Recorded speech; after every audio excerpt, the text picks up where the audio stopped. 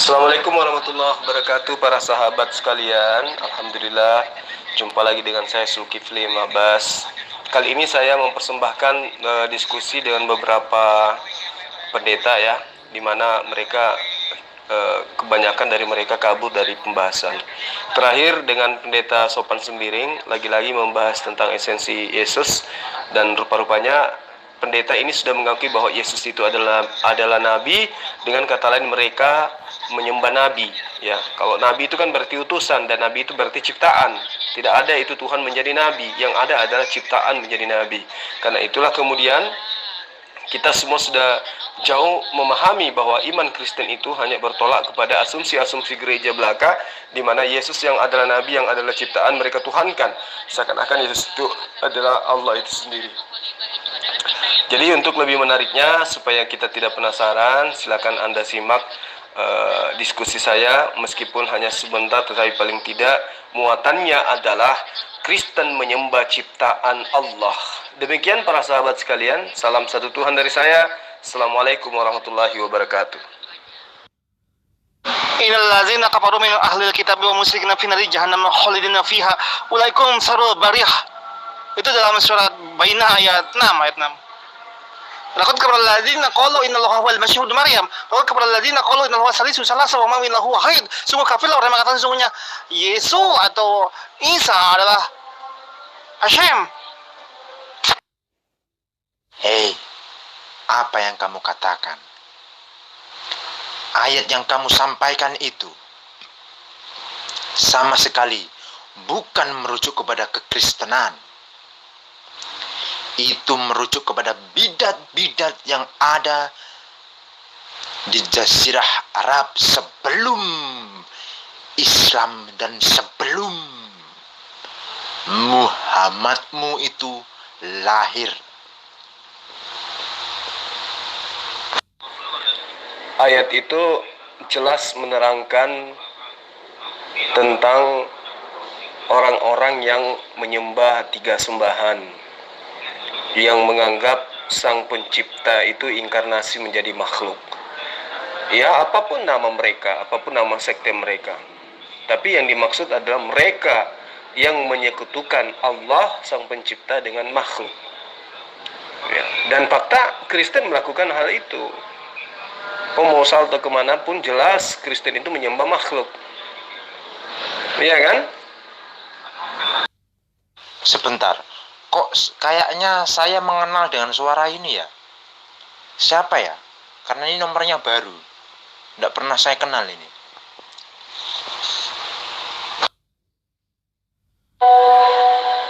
Saya sang penolong.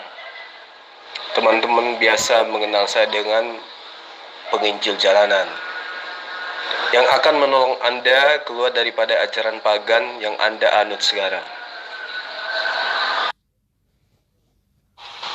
Begini saja, jikalau Quran memang mengkritik entah apa, mengkritik ajaran kala itu, tatkala turunnya wahyu itu. Nah, coba sekarang tunjukkan datanya. Apa yang dikritik, ajaran apa yang dikritik oleh Quran kala itu? Datanya mana sekarang? Ajaran menyembah kepada utusan Allah. Ya, ajaran yang diperuntukkan hanya kepada Bani Israel, tapi diklaim sebagai ajaran yang diperuntukkan kepada non-Israel. Paham? Penginjil jalanan lah, nginjil, namanya penginjil itu ya pakai Injil ya, memang lah, mungkin pakai Injil ya toh, menginjil dengan menggunakan Injil kami ya toh, perjanjian baru. Pertanyaannya sekarang, terus Qurannya itu di-share kapan? Qurannya ini loh disebarkan kapan? Katanya Islam agama dakwah. Lah kok dakwahnya yang didakwakan perjanjian baru loh. Ini problem. Harusnya Quran. Ketika saya mengajarkan bahwa Yesus itu bukan Tuhan, tapi dia adalah utusan Tuhan, itu saya sedang mendakwakan Al-Quran dan mendakwakan ajaran Yesus kepadamu. Paham? Ya sudah, datanya itu mana? Tunjukkan di sini datanya. Tertulis dalam literatur ini, gitu loh. Bahwa Quran mengkritik ajaran ini kala itu abad ke-6 atau abad ke-5. Namanya ini, gitu jelas. Itu baru bisa dibuktikan. Nah sekarang datanya mana? Saya enggak pernah melihat datanya. Datanya kan udah jelas. Kristen menyembah 3 esensi pribadi yang berbeda, kan itu. Itu yang dimaksud oleh Al-Quran. Enggak nyampe-nyampe juga akalnya ke sana. Nah Yesusnya beda. Yesus yang mana pertanyaannya sekarang? Yesus yang lahir di pohon kurma, yang bisa ngomong sejak bayi, atau yang lahir di Bethlehem? Ya jangan disamaratakan dong. Datanya itu jelas itu semua. Nah sekarang saya mau mengajak Anda untuk menunjukkan datanya itu mana. Kok dari kemarin-kemarin VN terus? Yesus itu kan nama palsu dari sosok nabi yang diutus oleh Allah kepada Bani Israel. Itu adalah nama palsu. Ya, tidak ada nabi yang bernama Yesus. Yesus itu nama palsu. Nabi yang diutus kepada Bani Israel itu tentu adalah berbahasa Timur Tengah. Bahasa Ibrani, bahasa Aramaik atau bahasa Arab. Itu udah pasti, itu nggak bisa diragukan itu. Ya, kalau nama Yesus itu adalah nama palsu dari Nabi Isa alaihissalam atau Yesua, Isa ibnu Maryam. Ya, jadi kamu nggak usah memperbodoh diri lah. Ya, terlalu rendah materinya kalau kamu mau membahas seperti itu. Menandakan kamu kelihatan bahwa menghindar daripada materi ini. Islam datang meluruskan orang-orang yang menyembah kepada makhluk. Yesus itu makhluk. Itu aja yang kamu bahas. Nggak usah kamu mana data. Data apa lagi yang kamu butuhkan? Datanya nyata kamu menyembah makhluk bernama Yesus. Dia adalah Nabiullah yang diutus kepada Bani Israel. Ya. Lalu kemudian namanya dipalsukan menjadi Yesus. Sekiranya Nabi Isa alaihissalam atau Eso itu lahir sekarang, hadir sekarang, diutus kembali yang kedua kalinya sekarang, kamu teriak sampai mulut merobek sampai kuping, teriak Yesus, Yesus, dia tidak akan balik karena itu bukan nama dia. Makanya ya, tema yang harus kamu bahas adalah Kristen menyembah makhluk. Ngerti? Adakah manusia yang imani? Yang diimani itu Tuhan, bukan manusia. Nah, kamu udah mengimani siapa? Muhammad kan? Sama dengan Allah kamu menyamakan Muhammad sama dengan Allahnya kamu. Apa tuh? Oke, aku lagi shower nih, lagi mancing. Yesus itu juga manusia. Kenapa kamu imani dia itu adalah Tuhan? Dari situ aja udah kelihatan errornya. Nama Nabi itu adalah Yesus. Jelas tidak? Yang pasti bukan Mamatmu. Tidak sesuai dari tengah-tengahmu. Muhammad bukan dari tengah-tengahnya Israel. Cukup. Berarti Yesus itu adalah Nabi. Terus kenapa bisa jadi Tuhan, Bang? Kamu tidak paham masalah itu. Sudah nerocos. Seperti Musa adalah bernubuat, bermujizat. Itu. Maka ditaruhlah pada mulutnya segala firman itu. Jauh panggang daripada bara. Tidak matang-matang itu. Mentah terus. Jadi Yesus itu nabi toh? Dijawab dong. Dia diutus tidak menjadi nabi gitu ya, ingat dulu. Tapi dalam kehidupannya dia sangat memenuhi sebagai nabi, melebihi dari segala nabi, apalagi dibanding dengan Muhammad jauh itu. Itu dulu ayo. Berarti Yesus itu nabi, Bang. Kok disembah? Ya. Makanya saya sering ingatkan, Yesus itu punya dua natur gitu. Bukan nabinya yang kami sembah, tapi sisi ketuhanannya Bang Yul. Itu ya, ayo lanjut Yul. Jadi sekarang sudah akui ya Bang, bahwa Yesus itu adalah nabi. Tapi karena malu dikatakan Anda menyembah nabi, maka dikatakanlah Yesus itu dua natur. Oke. Nah, Allah atau Bapa yang mengutus Yesus itu ada berapa natur, Bang? Coba dijelaskan. Ya itu ketinggalan jauh informasi itu, Bung. Udah buang dulu tuh. Kalau Bapa single natur. Karena Yesus kan diutus dari manusia. Iya kan? Firman telah menjadi manusia. Kalau Bapa itu sama dengan Allah yang Esa, seperti Shema Israel itu gitu. Itu kata lanjut dulu aku suka sama Bang Yul itu. Ayo.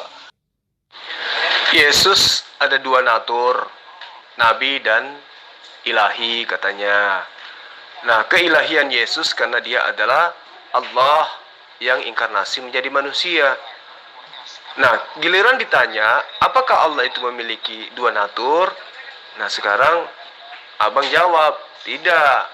Ya, Allah itu tidak memiliki dua natur, tapi satu natur aja. Loh, berarti yang menjadi manusia siapa, Bang? Firman-Nya. Kan firman menjadi manusia. Gitu kan? Itu alurnya dulu, inkarnasi itu. Ya, itu jawab singkat aja. Jawaban saya singkat aja, Yul. Apalagi, ayo lanjut. Oh, berarti Allah itu bukan firman ya, Bang? Dalam Allah itu ada firman, ada roh yang selalu bersama-sama dengan dia, gitu. Bagaimana itu menerjemahkannya? Seperti Bang Yul kan punya badan, punya suara, punya kehidupan, selalu bersama gitu. Diri Bang Yul itu suaranya kah, kehidupannya kah, atau badannya kah? Bisa nggak Bang Yul cerita? Iya, berarti kalaupun Anda mengatakan di dalam Allah itu adalah ada firman, ada roh, tetapi apakah firman itu bukan Allah? Apakah firman itu bukan Allah? Kalau Abang katakan firman itu bukan Allah, berarti wajar ketika Abang katakan bahwa Allah itu cuma punya satu natur. Tidak bisa menjelma menjadi manusia dia. Tidak ada sisi kemanusiaan pada dirinya. Berarti Yesus bukan Allah. Artinya Yesus bukan Tuhan. Itu gimana, Bang? Begini Bang Yulia, untuk mengamati matahari secara utuh kita kan nggak mampu gitu kan ya. Ya mungkin dari sisi sinarnya, bekasnya atau bayangannya. Lalu kalau saya menjelaskan secara utuh itu kita nggak bisa. Menjelaskan Tritunggal itu secara utuh tidak bisa. Maka kita coba bagian per bagian. Tapi bagian dirinya ya mewakili. Firman itu adalah bagian dari Allah. Gitu. Rohnya itu juga bagian dari Allah.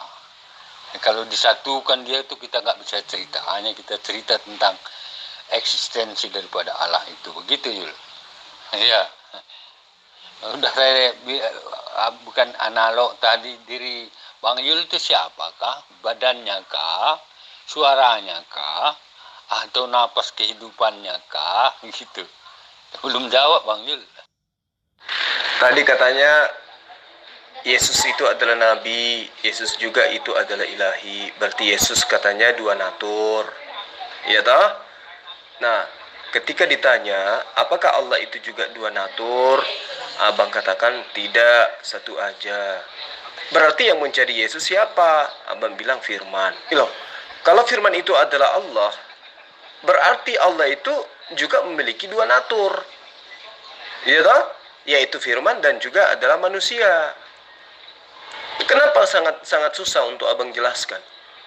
Anda malu mengakui bahwa Bapak itu juga ada sisi kemanusiaannya? Atau gimana ceritanya bang? Coba nggak usah dipersulit deh. Ini kan sederhana. Yesus itu adalah nabi, tapi disembah karena dia ada unsur keilahian. Lalu kemudian abang katakan karena dia dua natur, kan gitu. Nah, lalu kemudian sisi keilahiannya itu pasti bermuara kepada Bapa, yaitu Allah, kan gitu, iya kan? Nah sekarang giliran ditanya, apakah Allah itu memiliki dua natur? Abang katakan tidak, cuma satu natur. Berarti yang menjadi Yesus bukan Allah kan? Nah, sisi mana yang disebut pada diri Yesus ada keilahian, sementara yang ilahi adalah Allah itu tidak memiliki sisi kemanusiaan? Berarti ada yang terputus di situ bang. Coba abang pikirkan. Memang susah karena konsep abang itu adalah konsep akal-akalan gitu loh. Ya, coba telaah lagi deh. Sekarang saya mohon diskusi dengan saya itu otaknya disimpan di kepala dulu. Jangan diletakkan dulu di lantai. Supaya abang itu tidak mengatakan sesuatu yang sulit ketika sesuatu itu bertentangan dengan akal abang gitu. Boleh bang ya? Akalnya boleh disimpan di kepala dulu ya. Opa, kalau pusing makanya zikir sebelum terlambat tuh. Oke Yul. Masa taruh di lantai itu kan aneh Bang Yul. Tapi nggak apa-apa ya, gaya Bang Yul kan gitu, saya udah paham itu.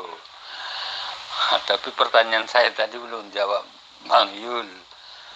Di dalam diri Allah itu ada firman, ada roh. Jadi bukan tiga natur, dia itu single natur gitu. Tapi apakah Allah yang Esa itu mempunyai sifat kemanusiaan? Gitu ya pertanyaannya itu. Dia bisa mewujudkannya sebagai manusia gitu, atau sebagai suara, sebagai cahaya. Itulah kemahakuasaannya. Maka dia wali dengan firman menjadi manusia itu. Itu kan kenapa menjadi manusia? Tadi sudah saya panjang lebar cerita itu, membuat suatu cerita gitu ya. Itu dia, firman itu menjadi manusia gitu. Itu dari teks, bukan dari saya. Gitu, Bang Yul. Ya Tuhan itu ya bisa melihat apakah dia manusia. Enggak juga kan. Dia bisa seperti ciptaannya, tapi akan jauh menampilkan dirinya dari ciptaannya itu. Iya, supaya kita bisa merespon begitu, Bang Yul. Tapi pertanyaan saya, Bang Yul masih belum menjawab. Siapakah diri Bang Yul sesungguhnya? Namanya kah? Badannya kah? Suaranya kah? Atau kehidupannya kah? Atau yang lain-lain Bang Yul? Belum dijawab itu, coba. Oke. Jadi abang sudah katakan bahwa Allah itu bisa menjadi apapun, termasuk menjadi firman, termasuk menjadi manusia, termasuk menjadi roh, dan seterusnya. Nah, ketika Yesus itu datang ke Bani Israel, yang menurut Kristen adalah Allah yang datang dalam rupa manusia. Kenapa Yesus tidak mengajarkan kepada Bani Israel bahwa dia adalah Hasem yang datang dalam rupa manusia, bang? Kenapa Yesus malah mengajak Bani Israel itu menyembah kepada esensi di luar daripada dirinya, yaitu Allah yang ada di surga? Kenapa Yesus tidak mengajarkan ajaran yang sama seperti Kristen, bahwa Yesus itu adalah firman? Kenapa, bang? Justru Yesus itu mengajarkan kepada Bani Israel kalau dirinya itu adalah penerima firman. Sebagaimana yang tertuang di dalam Yohanes 17 ayat 8. Dia adalah penyampai firman. Yohanes 12 ayat 49. dia adalah penyampai firman. Ya, kenapa bang? Kenapa Yesus tidak mengajarkan seperti ajaran Kristen bahwa Yesus itu adalah Allah yang datang dalam rupa manusia? Ayo, abang bisa jelaskan ini enggak? Bisa Bang Yul. Pasti bisa gitu ya. Oke, saya cerita Bang Yul ya. Begini ceritanya. Yesus itu tampil sebagai kasih ya, memberi pengajaran dulu. Dia tidak datang untuk menghancurkan, tidak. Dia datang sebagai kasih. Maka dia dengan perlahan-lahan memperkenalkan dirinya siapakah dia gitu. Melalui pengajarannya, melalui khotbahnya, melalui mujizat-mujizatnya. Lalu meminta supaya bangsa Israel itu memahami tentang dia, siapakah diri Yesus itu, begitu ya. Lalu dalam suatu perdebatan atau dalam suatu ceramah, Yesus karena dipancing-pancing oleh Farisi Saduki itu, maka keluarlah pernyataannya, dialah anak manusia itu. Kalau Farisi Saduki langsung paham tentang nubuatan tentang Daniel, begitu. Langsung apa yang terjadi, Yul? Tahu nggak? Dia ambil batu rame-rame waktu itu. Mau dia dilempari pakai batu, mau dibunuh segera. Karena sudah menghujat Allah. Baru dia pelan-pelan memperkenalkan dirinya. Tidak langsung gitu. Kalau langsung, saya duluan lari Bang Jul. Maka dia pelan-pelan gitu. Lalu setelah diambil batu mau dilempari, disitulah ada on off-nya itu yang ditertawakan oleh teman-teman Anda. Dia hilang seketika, muncul di tempat lain.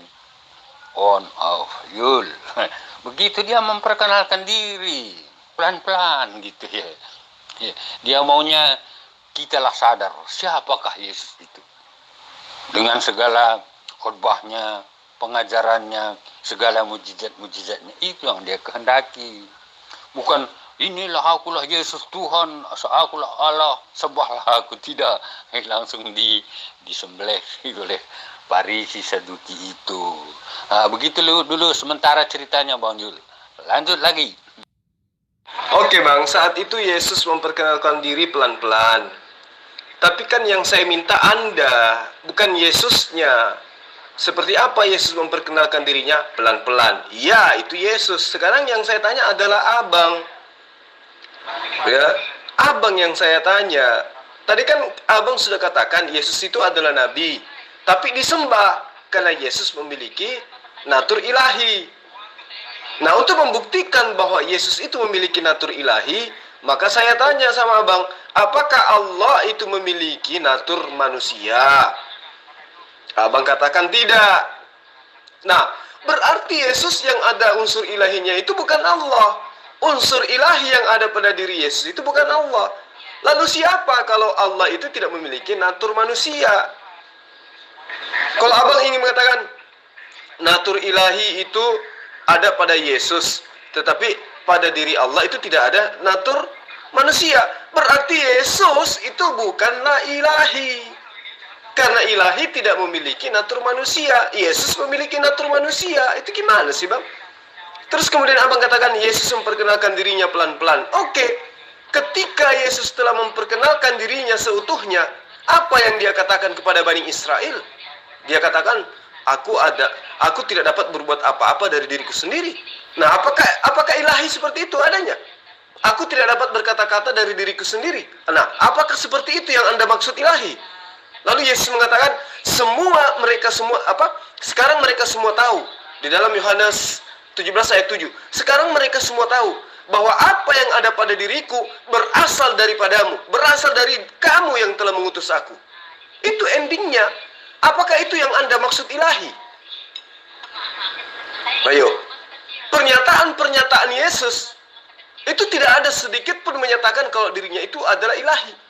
Yesus disebut baik pun tidak mau dia. Kenapa engkau mengatakan aku baik? Hanya ada satu yang baik, yaitu Bapakmu yang ada di surga. Lagi-lagi Yesus jangankan disebut dia memiliki sifat natur ilahi, disebut baik aja Yesus gak mau. Terus unsur keilahian Yesus itu yang mana? Karena dia mati, dibunuh gitu. Jadi cobalah abang gunakan akal dulu bang. Berdiskusi dengan saya itu harus menggunakan akal bang. Jangan akal-akalan. Anda katakan Yesus memperkenalkan diri pelan-pelan. Dulu, berarti sekarang Anda sudah bisa mengenal Yesus secara utuh. Itu yang Anda harus terangkan ke saya. Kalau Anda mengatakan Allah tidak memiliki natur kemanusiaan. Nah, Yesus memiliki natur kemanusiaan. Berarti antara Allah dan Yesus bukan pribadi yang sama. Tetapi dia adalah pribadi yang berbeda, hakikat yang berbeda. Satu hakikatnya Allah tidak ada unsur kemanusiaan, satu hakikatnya makhluk ada unsur kemanusiaannya yang kemudian diklaim memiliki natur keilahian. Ya. Jadi di sini sangat jelas, Bang. Abang tidak bisa menyentuh esensi ajaran Yesus. Kenapa? Karena Kristen memang sejatinya bukan pengikut Yesus. Sejatinya manusia menjadi Kristen bukan berdasarkan atas ajaran Yesus, tetapi ajaran orang-orang yang datang yang menghendaki Yesus menjadi Tuhan. Itu yang Bang Sopan harus pahami dengan baik. Oke, dalam season ini terlalu banyak mungkin saya yang harus jawab ya. Tapi kalau ada yang ketinggalan nanti diulang lagi apa yang harus saya jawab ya. Tentang Allah dulu. Dia bukan manusia, tapi dia bisa melebihi daripada manusia. Iya, beyond of manusia itu bisa gitu. Tapi dia bukan manusia, Allah itu ya.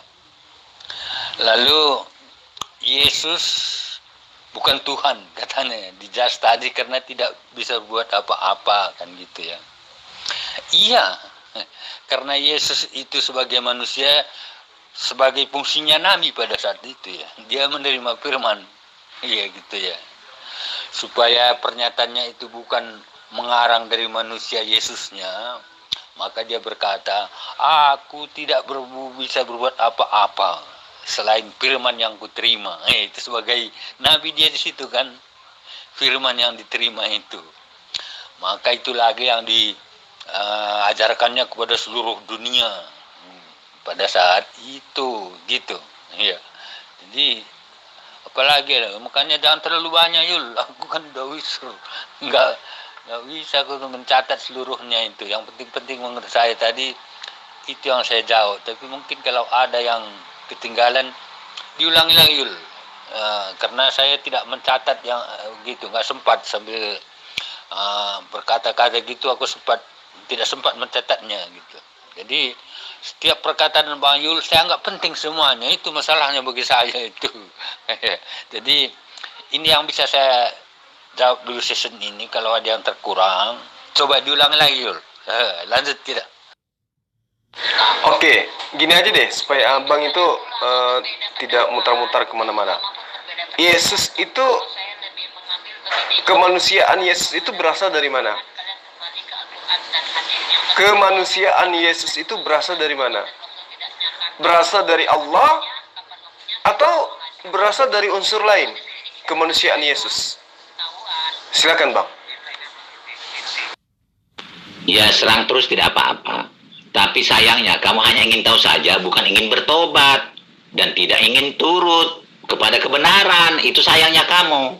Saya jawab, tidak ada nama Tuhan yang Alkitab yang benar itu, tidak ada. Tidak ada namanya. Di surga pun dia tidak ada yang manggil. Siapa manggil dia, ada orang dia sendiri sana. Ya. Jadi tidak ada namanya. Yahweh, Allah, itu nama buatan manusia. Debata, orang Batak. Itu buatan manusia. Nama sebenarnya tidak ada yang tahu. Oke Bang Yul ya. Ini harus juga kita dimulai dari firman menjadi manusia begitu ya. Lalu bagaimana itu prosesnya kok firman bisa menjadi manusia begitu ya? Maka bertindaklah. Dalam diri Allah tadi kita sepakati ada roh ya. Roh itu turun ke bumi. Mendekati seorang gadis belia namanya Maria. Dan dia berkata, Maria, kamu akan mengandung dari Roh Kudus gitu. Selain itu dia mengatakan kepada tunangannya Yusuf, jangan kamu ragu-ragu mengambil dia sebagai tunangan, mesti istrimu gitu ya. Jadi hamillah Maria itu. Terjadilah janin bayi manusia seutuhnya dalam rahim Maria. Ya, itu secara alami sekali dia. Seperti manusia kita nih. Lahir, tambah besar janin-janinnya itu tiba waktunya saatnya dia akan melahirkan begitu. Setelah lahir, itulah manusianya itu. Jadi yang merancang kemanusiaannya itu adalah hikmat daripada Tuhan itu sendiri. Nah, begitu. Karena firman menjadi manusia. Ya, mungkin kalau kurang jelas Yul, ya kita diskusi lagi. Ini sedikit dulu penjelasan saya, oke? Nah, itu Abang sudah jelasin. Lagi-lagi yang terlibat di dalam kehamilan Yesus juga adalah roh. Dan roh menurut Abang konsep imannya adalah Allah itu sendiri. Lalu kemudian di dalam diri Allah juga ada firman menurut Abang. Berarti sudah ada dua unsur kan? Udah lengkap kan?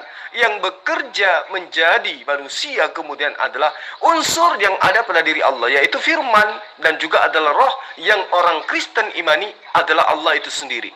Atau Anda ingin mengatakan Allah bukan roh, Allah bukan firman? Atau Anda ingin mengatakan firman dan roh itu bukan berasal daripada Allah? Tidak kan? Berarti roh dan firman itulah yang kemudian menjadi manusia.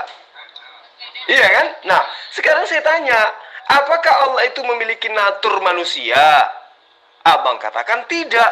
Berarti asal-usul Yesus itu tidak berasal daripada pribadi Allah itu sendiri. Artinya, Yesus itu adalah makhluk. Karena dia berasal dari sesuatu yang di luar daripada esensi Allah. Terkecuali Anda ingin mengatakan bahwa Allah itu memiliki natur kemanusiaan, sehingga dia bisa menjelma menjadi manusia. Selama Allah tidak memiliki natur kemanusiaan, maka dia tidak bisa menjelma menjadi manusia. Kenapa? Karena pada dirinya tidak ada natur itu. Gitu. Jadi coba Abang telaah baik-baik. Yesus itu memiliki dua natur. Natur kenabian, natur ketuhanan. Kata Tuhan. Meski natur ketuhanannya itu adalah buatan orang-orang yang menginginkan Yesus menjadi Tuhan. Nah, pembuktian bahwa Yesus itu bukan Tuhan, Allah tidak memiliki natur kemanusiaan. Terus kemudian saya mencoba untuk menggali sejauh mana pemahaman Abang tentang konsep Trinitas. Saya tanyai, apakah menurut Abang asal-usul unsur kemanusiaan Yesus itu berasal pada esensi Allah? Rupa-rupanya Abang katakan dia berasal daripada firman yang kemudian menjadi manusia. Dan sisi kemanusiaannya itu ditopang oleh adanya roh yang disampaikan kepada Maria bahwa dia akan menghamilkan seorang anak manusia. Dan kemudian Yesus lahir. Terjadilah manusia seutuhnya menurut Abang. Iya kan? Nah, ketika Yesus itu adalah manusia yang seutuhnya, lalu kemudian Abang katakan dia memiliki natur keilahian, berarti dia tidak utuh menjadi manusia. Kenapa? Dia setengah juga adalah ilahi. Jadi Abang sudah salah di situ. Kacau, konsep yang kacau, rumusan yang error. Nah, sekarang ketika Abang mengatakan Yesus lahir menjadi manusia yang utuh. Kalau dia utuh menjadi manusia, berarti tidak ada unsur ketuhanan pada dirinya. Sebagaimana manusia utuh menjadi manusia, tidak ada unsur ketuhanan pada diri manusia. Tidak ada sisi kehewanan pada diri manusia. Begitupun hewan, ketika dia lahir menjadi hewan, tidak ada sisi kemanusiaan pada dirinya. Nah, lalu kemudian ketika konsep Anda ingin tegakkan bahwa, oh tidak, Anda tidak mengerti. Yang mengerti itu adalah saya yang mengimani itu. Berarti konsep iman Anda itu tidak berdasar kepada akal sehat, tetapi hanya berdasar kepada imani saja. Dari tadi kita mutar, apakah Allah itu memiliki unsur kemanusiaan? Abang katakan tidak. Apakah Yesus memiliki unsur kemanusiaan? Abang katakan iya. Berarti Allah bukan Yesus. Yesus bukan Allah. Allah tidak memiliki unsur kemanusiaan. Yesus memiliki unsur kemanusiaan. Berarti dua pribadi ini berbeda. Ya namanya juga pribadi berbeda. Berarti dia itu bukan satu. Yang memaksakan kemudian Yesus adalah Allah, Allah adalah Yesus, itu adalah konsep pagan yang menginginkan makhluk itu menjadi Tuhan. Kan gitu. Oh tidak, Yesus itu adalah Tuhan. Dari sisi mana Anda mengatakan Yesus itu adalah Tuhan? Sementara asal-usul kemanusiaannya tidak berasal daripada Allah itu sendiri, melainkan hanya berasal daripada firman, berasal daripada kehendak. Ya toh? Berasal dari penyampaian malaikat yang adalah Roh Kudus yang datang kepada Maria. Sempurna kan apa yang saya jelaskan? Jadi konsep yang Anda tawarkan kemudian Yesus adalah nabi dan ada unsur keilahiannya, itu adalah akal-akalan aja. Karena Anda ingin mendudukkan Yesus yang adalah nabi, yang adalah rasul bagi Bani Israel menjadi sembahan Anda untuk melegalkan ajaran yang sebenarnya adalah ajaran yang memiliki kekuatan sumber berasal daripada Kekaisaran Romawi kala itu. Ya, agar dipahami, Bang.